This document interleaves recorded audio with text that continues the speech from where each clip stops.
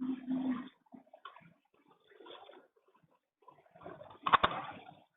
very good morning to all of you. Welcome to the online classes organized by the IRD Convent School. My name is Pragati Dwivedi and I am here to take your English classes.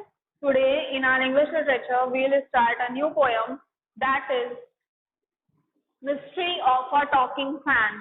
This is the poem written by Maud Robin. Mouth robin के द्वारा लिखी गई ये poem है जिसका नाम क्या है, mystery of a talking fan. Mouth robin was a great poet and a story writer, जिन्होंने बहुत सारी फेमस पोएम्स और स्टोरीज लिखी हुई है. He was an English author and writer. Okay, so this is the poem is about a ceiling fan. ये जो poem है ये हमारी सीलिंग फैन, जो आपके छतों पे फैन लगे होते हैं, ऊपर वाला जो रूम के ऊपर जो फैन लगे होते हैं, उन फैन के बारे में है. So what do you understand by the mystery? Mystery से आप लोग क्या समझते हैं? मिस्ट्री मीन्स रहस्य ना, किसी चीज को छुपा के रखना है, कोई उसमें किसी चीज में खोज करना, तो मिस्टीरियस चीज कोई हो गई. तो यहाँ पे जो सीलिंग फैन है उसको लोगों से, ह्यूमन से कंपेयर किया गया है. इन this poem the poet has compared the ceiling fan sound with the people chatting sound. Means जो हम लोग चैटर बॉक्स की तरह बोलते हैं, बात करते हैं, तो जो पंखे की आवाज आती है, जब फैन ऑन करिए तो पंखे की जो आवाज आती है उससे कंपेयर किया गया है. So let's get through the poem. Once there was a talking fan, electrical his chatter. सो ये जो पोएम है ये बहुत ही ज्यादा ब्यूटीफुल पोएम है, क्योंकि इस पोएम में पोएट ने, माउथ रॉबिन ने क्या किया है, जो हमारे आसपास की चीजें हैं, things around us are compared in this poem. और उन्हीं में से एक चीज क्या है, हमारी सीलिंग फैन है, जिसकी जरूरत आज के टाइम पे हर किसी को है. उसकी एग्जिस्टेंस बहुत ही ज्यादा क्या है, इम्पोर्टेंट है. So the poet says once there was a talking fan. Ceiling fan को किससे कंपेयर किया गया है? टॉकिंग फैन से. जैसे ही फैन ऑन करते हैं तो उसमें से क्या होती है, आवाज आती है. तो जो आवाज है उसको as a talking fan means बात करते हुए पंखे से कंपेयर किया गया है, बात करता हुआ पंखा बोला गया है उसे. जैसे कि इलेक्ट्रिकल हिज चैटर मीन्स जो उसकी आवाज है वो बहुत ही ज्यादा सुनने में अजीब लग रही है, मीन्स पसंद किसी को नहीं आ रही है. जैसे एक chatter box type chatter box होते हैं, जो लोग बहुत ज्यादा बोलते हैं उन्हें हम लोग क्या बोलते हैं, चैटर बॉक्स. मीन्स ये हमेशा बोलते ही रहते हैं, तो वो लोग जैसे पसंद नहीं आते हैं दूसरे लोगों को, उसी तरीके जो ये फैन की आवाज है वो भी पसंद नहीं आ रही है, नापसंद आवाज है. I couldn't quite here what he said. मुझे नहीं समझ में आ रहा है कि वो पंखा क्या कहना चाह रहा है. द पोएट सेज वो पंखे की आवाज को समझना चाह रहे हैं. ठीक है, he is imagining that he could listen what the fan is saying, but he is not able to understand or he is not able to listen what the fan is saying. Fan क्या कहना चाह रहा है ये author को समझ में नहीं आ रहा है. And I hope it doesn't matter. और मुझे पता है कि इसका कोई मतलब भी नहीं है वो, क्योंकि जैसे ही वो पंखे की आवाज को, एक तो उन्हें समझ में नहीं आ रही है, दूसरी बात अगर वो कोशिश भी करते हैं, क्या होता है, because one day someone oiled his little wheeling motor.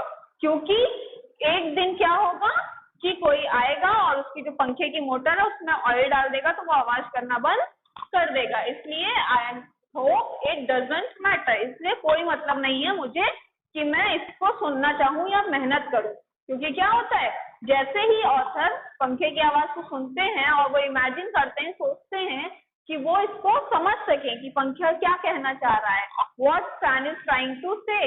But क्या होता है कि कोई आता है और पंखे में ऑयल, जो मशीन ऑयल होता है, वो उसकी मोटर में डाल देता है, जिसके बाद वो पंखा कभी भी आवाज नहीं करता है.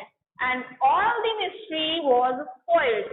और सारी मिस्ट्री मीन्स जो पंखा था, उसकी आवाज थी, उसको किससे कंपेयर गया था, एक मिस्ट्री से. क्यों? क्योंकि वो समझ में नहीं आ रही थी कि पंखा क्या बोलना चाह रहा है. तो जैसे ही उसमें ऑयल पड़ा, जो पंखे की आवाज थी वो बंद हो गई, और जो सारी मिस्ट्री थी, जो सारा रहस्य था, वो क्या हो गया, बर्बाद हो गया, मीन्स खत्म हो गया.